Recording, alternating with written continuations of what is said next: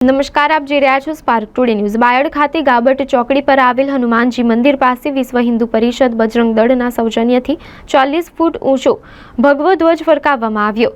આ પ્રસંગે ફટાકડા ફોડી દીવડા પ્રગટાવી ભગવાન હનુમાનજી જન્મોત્સવની ઉજવણી કરવામાં આવી હતી।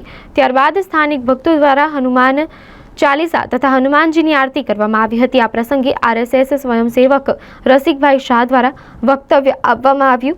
આ શુભ પ્રસંગે બાયડ શહેર ભાજપ પ્રમુખ રાહુલપુરી ગોસ્વામી, વિશ્વ હિન્દુ પરિષદના પ્રાંત આગેવાન અશોકભાઈ પટેલ, જિલ્લા મંત્રી મિતેશભાઈ પટેલ, નગર અધ્યક્ષ પ્રતિકભાઈ પટેલ તેમજ વિશ્વ હિન્દુ પરિષદના તથા અન્ય આગેવાન ભક્તો જોડાયા હતા। હિન્દુ પરિષદ, બજરંગ દળ અને હિન્દુ સંગઠનો દ્વારા બાયડ નગરમાં ગાબટ રોડ ઉપર 4 રસ્તા આગળ 40 ફૂટ ધ્વજનું આરોહણ આજે હનુમાન જયંતિ નિમિત્તે કાર્યકર્તાઓ દ્વારા કરવામાં આવ્યું। હનુમાન ભક્ત અહીં સૌ એકઠા થયા છે આજે। તો હનુમાન અંગેની હું થોડીક વાત કરું છું। હનુમાનનું શરીર કેવું હતું, હનુમાનની બુદ્ધિ કેવી હતી। આપણે ફેશનમાં અને વ્યસનમાં આપણે વ્યસ્ત છીએ।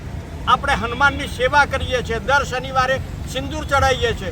એ પછી હિન્દુ સમાજની શું સ્થિતિ છે એની કોઈ ચિંતા આપણે કરતા નથી। આપણે જે કંઈ સેવા કરીએ છીએ એ આપણા કુટુંબ માટે, આપણા સ્વાસ્થ્ય માટે, આપણા પૈસા માટે કરતા આવીએ છીએ।